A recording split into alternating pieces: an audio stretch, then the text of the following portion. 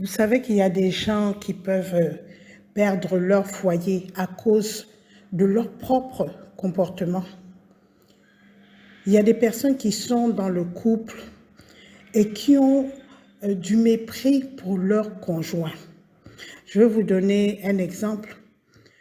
Vous êtes marié, vous êtes une femme par exemple, et au cours des grossesses et aussi avec l'âge, vous avez pris du poids.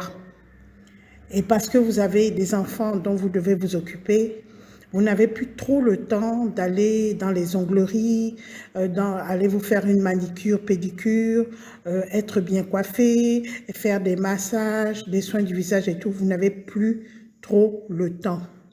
Et vous n'avez plus assez d'argent. Vous commencez à grossir, vous commencez à être moins coquette. Et votre mari commence à vous regarder avec du mépris. Quand il rentre à la maison, c'est toujours pour dire oui, tu ne pouvais pas te coiffer, tu ne pouvais pas être plus belle que ça, tu ne pouvais pas ceci, tu ne pouvais pas cela. Il y a aussi des femmes qui sont comme ça, qui ont épousé des hommes qui étaient encore dans la fleur de l'âge, bien bâtis, avec des tablettes de chocolat et tout, des hommes qui s'entretenaient, qui faisaient du jogging tout le temps, etc. Et avec l'âge, ils ont diminué cela.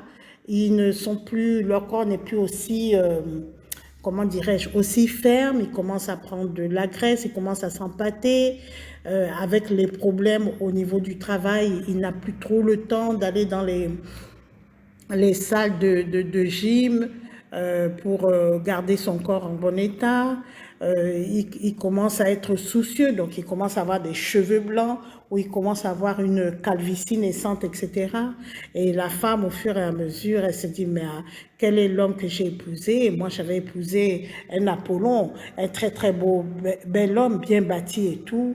Maintenant, qu'est-ce que j'ai là, au bout de 10 ans? Qu'est-ce que j'ai comme homme, etc. Vous avez aussi des gens des femmes qui ont épousé des hommes qui étaient très riches.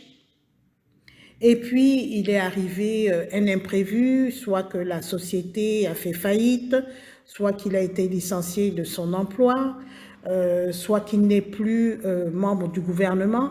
Et maintenant, la situation est un peu plus difficile et la femme commence à mépriser son mari en disant oui, c'est pas possible, regarde comment tu es, la voiture est cassée, on n'a pas changé de voiture, c'est pas normal qu'on ne puisse plus aller passer nos vacances en Europe ou aux États-Unis. Hein, on est là, tu me dis de passer les vacances ici avec les enfants, moi je ne supporte plus cette vie, on a été obligé de déménager, ça ne me plaît plus, etc., etc. Quand je regarde ce genre de situation, je me suis posé la question, mais est-ce que ce n'est pas la personne qui passe son temps à se plaindre qui a des problèmes? Et moi, je me dis que c'est ça. C'est cette personne-là même qui est méprisante. C'est cette personne-là qui a plein de complexes, qui a trop d'attentes aussi vis-à-vis de son conjoint, des attentes irraisonnées. Parce que, excusez-moi, lorsque vous avez un conjoint, mais vous allez savoir que le conjoint, il va vieillir tout comme vous vieillissez. Donc, il ne va pas rester aussi frais que lorsque vous l'avez connu dans sa jeunesse. Vous pouvez aussi comprendre dans votre logique que lorsqu'on entre dans on a une entreprise et qu'on entre dans des périodes difficiles, que ce soit au niveau économique national ou au niveau même international ou même la période de Covid là, qui s'est passée, on comprend bien que les affaires aussi vont péricliter. Donc quelqu'un qui est logique va se dire que je ne vais pas tout le temps avoir comme conjoint une personne qui est vraiment splendide, belle, ferme, pas un morceau de graisse et tout, pas une ride, jusqu'à la fin des temps indéfinis. C'est pas possible.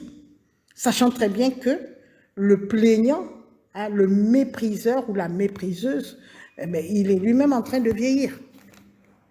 Vous voyez, il y a des couples, quand vous parlez avec eux, vous vous rendez compte que vous pouvez avoir par exemple des dames qui vont dire « Ouais, je ne comprends pas pourquoi mon mari, quand il sort du travail, il va d'abord dans les bars, il va chez les amis et tout avant de rentrer.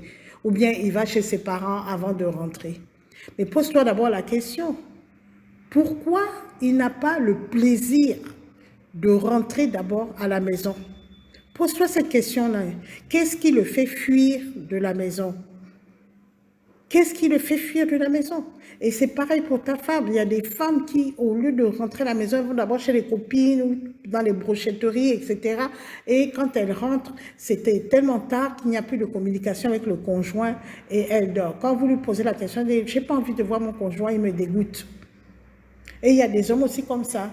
J'ai pas envie de rentrer à la maison parce que quand je vais rentrer, ça sera encore le regard méprisant de ma femme et ça sera encore les mauvaises phrases. Là, regarde comment ton ventre est gros, regarde comment tu prends du poids, regarde comment on n'a plus d'argent, regarde comment ceci, comment cela, comment ceci, comment cela. Toute la journée, il y a des mépriseurs qui sont tout le temps en train de se plaindre pour un oui, pour un non.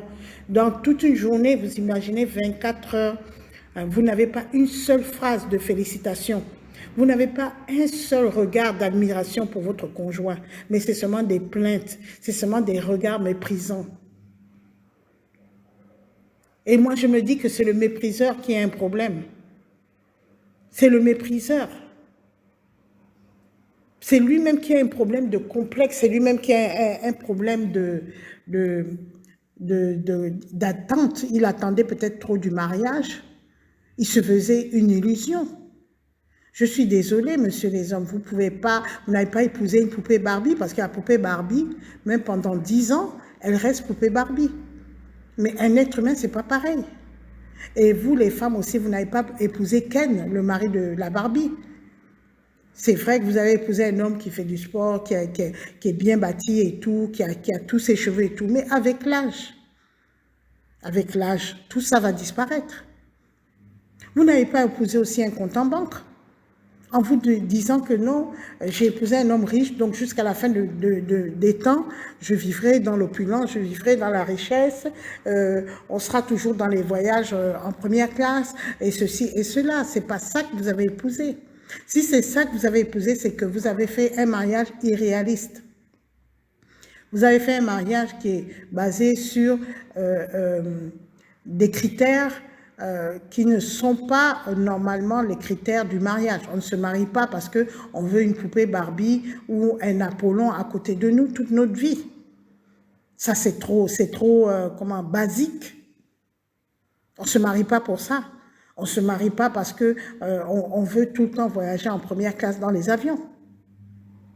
Vraiment, ça va un esprit trop limité. Et c'est pour ça que je vous dis que lorsque vous vivez dans un foyer où on vous méprise, posez-vous la question, est-ce que ce n'est pas la personne qui me méprise qui est plutôt méprisable? Parce que la personne a basé sa vie sur des fondations illusoires, utopiques, irréalistes, sur des fondations superficielles. Et vraiment, c'est une personne qui, lui-même ou elle-même, on ne peut pas dire qu'on a un conjoint stable. Non. Non. C'est peut-être une personne qui a eu des traumatismes quand elle était enfant ou des complexes, par exemple. Hein? Vous avez des gens qui, quand ils étaient enfants, ils étaient à l'école publique, ils voyaient toujours, à côté, il y avait une école privée, ils voyaient toujours les voitures se garer à l'école privée. Ils disaient, moi, quand je serai grand, il faut que mes enfants soient à l'école privée. Je suis tout à fait d'accord avec ce genre de rêve. Mais donne-toi les moyens de réaliser ce rêve. N'attends pas que ton conjoint se tue à la tâche ou même va se lancer dans des actes illicites pour réaliser ton rêve. Parce que tes plaintes, tes gémissements, ça peut faire en sorte que ton conjoint va commencer à voler dans les caisses de la société ou va commencer à détourner les fonds. Parce qu'il faut toujours qu'il montre que, oui, j'ai de l'argent, puisque c'était le deal au départ, en fait. Je suis avec toi parce que tu m'amènes dans les yachts privés, tu m'amènes dans les... etc. Donc, il faut continuer ce deal jusqu'au bout. Tout ça, ce sont des mariages qui sont basés sur des critères farfelus. Moi, j'appelle ça des critères farfelus. Le mariage, c'est quelque chose qui va sur le long terme, mais vraiment le très long terme. On se marie normalement jusqu'à nos derniers jours. On ne se marie pas le temps seulement que l'autre a de l'argent ou le temps que la poupée Barbie, elle est toujours poupée Barbie et dès qu'elle commence à avoir un peu de ventre ou un peu de la poitrine qui tombe et tout, le mariage est rompu. On ne se marie pas pour ça. Il ne faut pas oublier que quand vous vous mariez, vous mettez en marche, vous mettez au monde des enfants.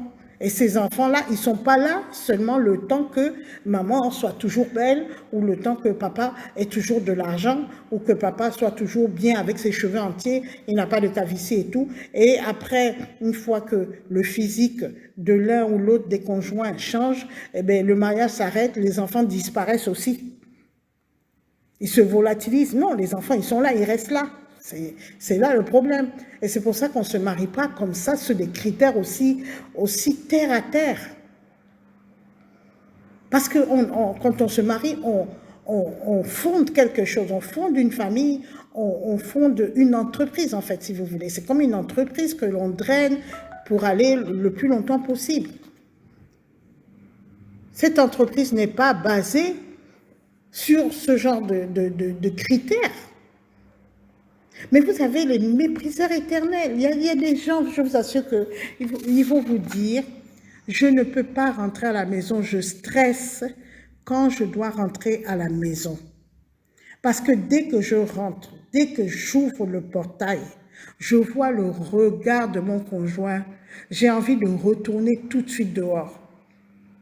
Le regard méprisant que mon conjoint me lance, c'est très traumatisant. C'est-à-dire que même si j'ai eu une bonne journée, une très très bonne journée, je rentre avec la joie et tout. Dès que j'ouvre le portail, je vois déjà qu'on me regarde comme si j'étais un déchet de la société parce que j'ai pris du poids, parce que je n'ai plus les cheveux comme avant. Vous voyez des critères tellement stupides, hein, ou parce que je n'ai plus assez d'argent, donc je rentre maintenant avec une vieille voiture ou à pied, alors qu'avant je rentrais avec une voiture dernier cri, parce que je n'ai pas pu payer le billet d'avion en première classe à mon épouse, ou si c'est une femme, parce que j'ai commencé à prendre du poids, parce que j'ai accouché 2 enfants, le ventre lâche, je commence à m'appâter, je commence à avoir les seins qui tombent, je ne suis pas allée chez le coiffeur aujourd'hui, je n'ai pas refait mes ongles, alors on me regarde avec du mépris, comme si j'étais rien du tout. Mais c'est plutôt le mépriseur qui est méprisable. Ça, je vous le rappelle. Ne vous faites tracasser plus à vous dire que mon conjoint me méprise, c'est peut-être parce que je ne suis pas bien. Donc, il faut que j'aille chez le coiffeur, il faut que je fasse la chirurgie esthétique, il faut que j'augmente mes revenus. Bon, peut-être je peux voler un peu dans la société, détourner un peu de fonds. Il faut que je montre que je suis toujours le même qu'elle a aimé, que je suis toujours la même top modèle qu'il a aimé au départ, avec le beau teint et tout, machin. Donc, vraiment, non, ne vous dites pas ça. Parce qu'en dehors de ces aspects externes, vous avez vous-même des qualités intrinsèques. Regardez un peu vos enfants, comment ils se comportent avec vous. Peut-être que quand vous avez commencé à avoir vos premiers enfants, vous étiez très très belle et tout, ou le monsieur était très beau, il venait vous chercher avec une belle voiture à l'école. Et après, les choses ont changé, et puis vous avez commencé à vous empâter et tout. Mais quand, dans le regard de vos enfants, vraiment les enfants normaux, parce qu'il y a aussi des enfants anormaux qui sont timbrés du cerveau, le regard de vos enfants ne change pas. Cet enfant va toujours vous regarder avec admiration. Cet enfant va toujours vous regarder avec amour. Que vous soyez top modèle, que vous soyez riche, que vous soyez pauvre, même si vous êtes malade sur un lit d'hôpital, même si vous avez les gales sur le corps, si vous avez des abcès sur le corps, si vous sentez mauvais, parce que vous êtes malade, vous avez une plaie purulente et tout, votre enfant va toujours vous regarder avec énormément d'amour. Parce que cet enfant n'a pas basé sa relation sur votre physique ou sur votre compte en banque. Il a basé sa relation sur l'amour que vous lui donnez et l'amour que lui aussi vous donne. C'est ça la différence. Vous allez voir des gens qui vont dire que mais je ne comprends pas pourquoi cet homme si beau, tout ça là, il reste avec cette femme. Regarde comme elle est grosse, regarde comme elle est mal fabriquée et tout. Mais il connaît la valeur intrinsèque de son épouse. C'est pour ça qu'il est avec elle. Il n'est pas avec elle parce que c'est Miss Univers. Non. D'ailleurs, posez-vous la question pourquoi les Miss Univers et tout ça là, elles ont du mal à se stabiliser dans un foyer conjugal. Pourtant, elles sont canons, super canons. Parce que ce n'est pas ça qui est le fondement d'un mariage. Ce n'est pas ça. Prenez l'habitude, moi c'est le conseil que je vous donne, de commencer à transcender tous ces aspects extérieurs-là, qui sont en fait comment j'appelle ça, des illusions, c'est pas illusion, c'est pas le terme que je voulais dire, comme le miroir aux alouettes, c'est-à-dire que c'est comme un magicien qui te présente, tiens, je fais un geste, je sors un beau mouchoir, je fais un geste, je sors une belle colombe, etc. C'est un peu comme ça, ce n'est que de l'illusion. Prenez l'habitude, lorsque vous êtes avec quelqu'un, de regarder la personne de façon globale, de regarder sa valeur intrinsèque. C'est-à-dire que qu'est-ce que la personne a à l'intérieur d'elle qui fait qu'elle soit grosse, elle soit mince, elle soit riche, elle soit pauvre, je l'aime. C'est ça qu'il faut rechercher dans son conjoint. C'est ça. Je l'aime non pas parce que physiquement elle est comme ça ou financièrement il est comme ça ou elle est comme ça. Je l'aime parce que il est lui et elle est elle. Dans sa globalité. Et c'est comme ça qu'on peut vivre longtemps dans un foyer conjugal. C'est comme ça qu'on peut vivre longtemps. Si vous voulez vous marier sur le long terme, ça dépend aussi de ce que vous voulez. Hein. Peut-être vous voulez vous amuser dans le mariage, moi je ne sais pas. Peut-être que vous voulez crâner devant vos amis, frimer pour dire que regardez qui j'ai épousé, ou regardez. Peut-être, moi je ne sais pas. Mais à ma connaissance, le mariage, c'est basé sur d'autres critères beaucoup plus profonds. Et vu que quand vous allez vous marier, vous aurez des enfants, on ne peut pas se permettre de s'amuser. Vous aurez peut-être des entreprises ensemble, vous allez peut-être payer une maison ensemble, vous aurez ceci ensemble et tout. On ne peut pas se permettre de s'amuser.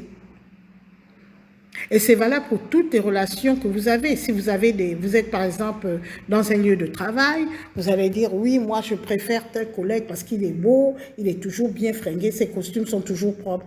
Mais est-ce que vous connaissez le fond de son caractère? Peut-être qu'il a un caractère exécrable.